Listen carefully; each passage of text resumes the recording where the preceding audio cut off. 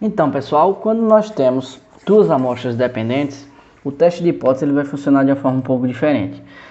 Se as amostras são pequenas e dependentes e normalmente distribuídas, né, e elas são emparelhadas, nós podemos calcular a diferença para cada observação, certo? Se nós podemos emparelhar as observações, nós vamos trabalhar não com as médias das observações, mas sim com a média das diferenças entre as observações para cada par.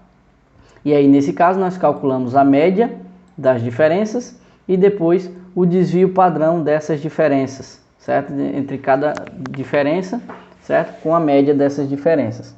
E aí, os graus de liberdade, nesse caso, vão ser dados por n-1. Se as amostras são emparelhadas, então o tamanho delas é igual, n. E aí, a estatística do teste que nós vamos utilizar é basicamente a mesma estatística do teste que nós utilizamos quando a gente tinha apenas uma amostra. Por quê? Porque a gente vai considerar apenas a média e o desvio padrão das diferenças, e não duas médias para duas amostras, certo? E aí o procedimento do teste vai ser exatamente o mesmo feito anteriormente. Vamos ver um exemplo para ficar mais claro. Um fabricante de tacos de golfe afirma que seus golfistas podem diminuir seus placares usando tacos de golfe recém-projetados por ele. Então, para provar essa afirmação, 8 jogadores de golfe foram escolhidos aleatoriamente e foi pedido a cada um que forneça seu placar mais recente. Após usar os novos tacos por um mês, é pedido novamente que os jogadores forneçam seus placares mais recentes. E aí os placares para cada um dos jogadores é mostrado nessa tabela aqui. Assumindo que os placares são distribuídos normalmente, a pergunta é: existe evidência suficiente para apoiar a afirmação do fabricante com um nível de 10%? Ou seja, vamos interpretar aí a questão, o problema. Então, foram escolhidos 8 jogadores e foram anotados os placares desses jogadores antes do novo taco de golfe. Em seguida, os jogadores jogaram por um mês e foram anotados novamente os placares desses jogadores, dos mesmos jogadores, com esse novo taco. Então, para o jogador 1 eu tenho o placar antigo e o placar novo, para o jogador 2, para o jogador 3 e assim sucessivamente. Vejam que nesse caso nós temos uma amostra que é emparelhada, ou seja, as amostras são dependentes. Por quê? Porque eu tenho uma observação para o jogador 1, uma observação e outra observação para o mesmo jogador 1, e assim para cada um dos jogadores. Então, nesse caso, eu não preciso trabalhar com as médias das amostras.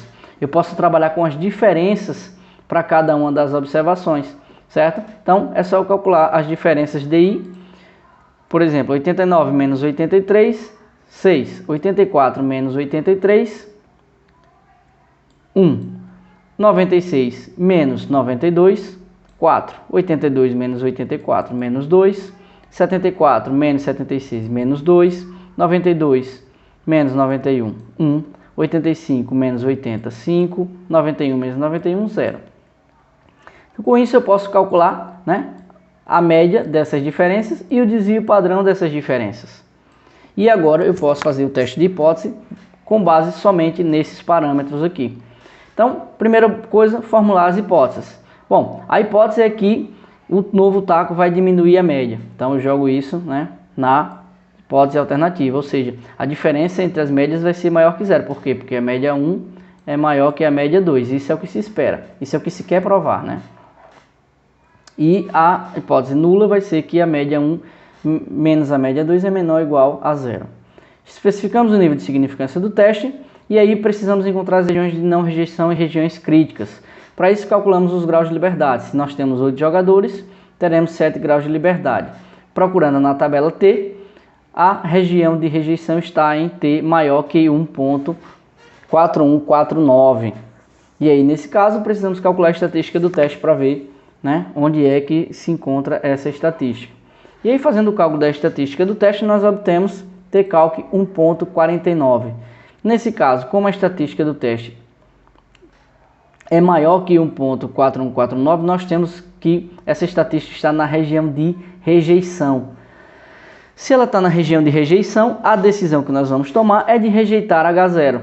Ou seja, nós rejeitamos a hipótese nula e concluímos que sim, há evidência suficiente para aceitar a afirmação do fabricante. Ou seja, que a média 2 ela realmente é menor que a média 1.